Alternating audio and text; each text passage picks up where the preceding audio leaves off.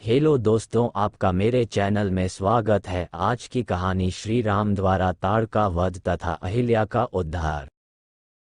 श्री राम तथा चारों भाइयों की शिक्षा पूर्ण होने के चारों भाई राजमहल में वापस लौट जाते हैं। उसके कुछ ही समय पश्चात महर्षि विश्वामित्र राजा दशरथ के महल में आते हैं तथा राजा दशरथ से कहते हैं कि उन्हें श्री राम चाहिए ताकि उनके यज्ञ तथा अनुष्ठानों की असुरों तथा राक्षसों से रक्षा की जा सके। राक्षस हमेशा हमारे यज्ञ में बाधा डालते हैं और यज्ञ को पूरा नहीं होने देते।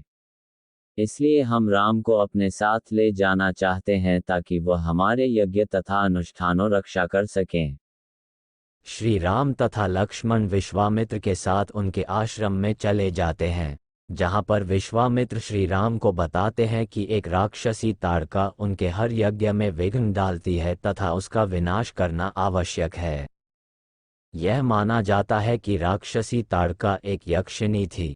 महापुराण में वर्णित है कि यक्षिणियाँ स्वयं माँ दुर्गा की शक्ति का अंश होती है, इसलिए वे बहुत शक्तिशाली होती है। इसलिए श्री राम और लक्ष्मण विश्वामित्र के साथ राक्षसी ताड़का के निवास स्थान पर जाते हैं और उसको ललकारते हैं। ललकार सुनकर राक्षसी ताड़का बाहर निकलती है और इन पर हमला करने लगती है। काफी समय तक युद्ध के बाद श्री राम अपने एक बाण से राक्षसी ताड़का का अंत कर देते हैं। उसके बाद विश्वामित्र श्री राम और लक्ष्मण को अपने आश्रम में ठहर आते हैं। अगले दिन जब ऋषि विश्वामित्र यज्ञ कर रहे होते हैं तब सुबाहु तथा मारीच नाम के दो राक्षस उनका यज्ञ भंग करने के लिए कुछ राक्षसों को साथ ले आते हैं। लेकिन श्री राम और लक्ष्मण पहले से ही वहां यज्ञ की रक्षा में तैनात होते हैं और मैं दोनों अपने दिव्य बाणों से सभी राक्षसों का अंत कर देते हैं। अहिल्या स्वयं ब्रह्मदेव की पुत्री थी। अत्यंत रूपवती होने के कारण देवराज इंद्र की नियत अहिल्या पर खराब हो गई। इसके पश्चात भी अहिल्या की शादी महर्षि गौतम से हो गई। इससे देवराज इंद्र बहुत क्रोधित हुए और उन्होंने उन दोनों से बदला लेने की सोची। एक रात देवराज इंद्र ने मुर्गे का रूप धारण करके ऋषि गौतम के आश्रम के बाहर जाकर बांग देनी शुरू कर दी।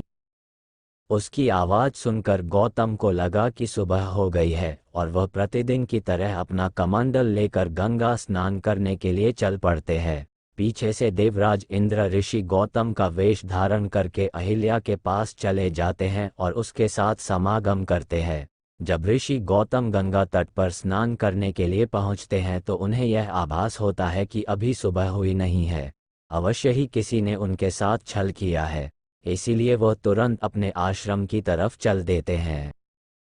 ऋषि गौतम अपने आश्रम पहुंचते हैं तो वह देखते हैं कि उन्हीं के भेष में एक व्यक्ति उनकी कुटिया से निकल रहा है। ऋषि गौतम परम तपस्वी थे, इसलिए वह छल वेश में भी देवराज इंद्र को पहचान जाते हैं और उसे कुरूप होने का श्राप देते हैं। ये सुनकर अहिल्या अपनी कुटिया से बाहर निकलती है। तब वह समझ जाती है कि उसके साथ छल हुआ है और अपने पति ऋषि गौतम के पैरों में गिरकर क्षमा मांगने लगती है। लेकिन क्रोध में भरे हुए श्री गौतम ने उन्हें क्षमा नहीं किया और तुरंत पत्थर में बदलने का श्राप दिया। बार बार मिन्नत करने के बाद ऋषि गौतम को अहिल्या पर दया आ जाते हैं और वह उसके मुक्ति का मार्ग बताते हैं। जब भगवान विष्णु राम अवतार में पृथ्वी पर आएंगे तब वह अपने चरणों से स्पर्श करके तुम्हें इस श्राप से मुक्त करेंगे। ताड़का वध के बाद जब महर्षि विश्वामित्र श्री राम और लक्ष्मण के साथ जनकपुरी की तरफ रवाना होते हैं तब वह ऋषि गौतम के आश्रम से होकर गुजरते हैं, जहां पर वह श्री राम को अहिल्या की कहानी बताते हैं।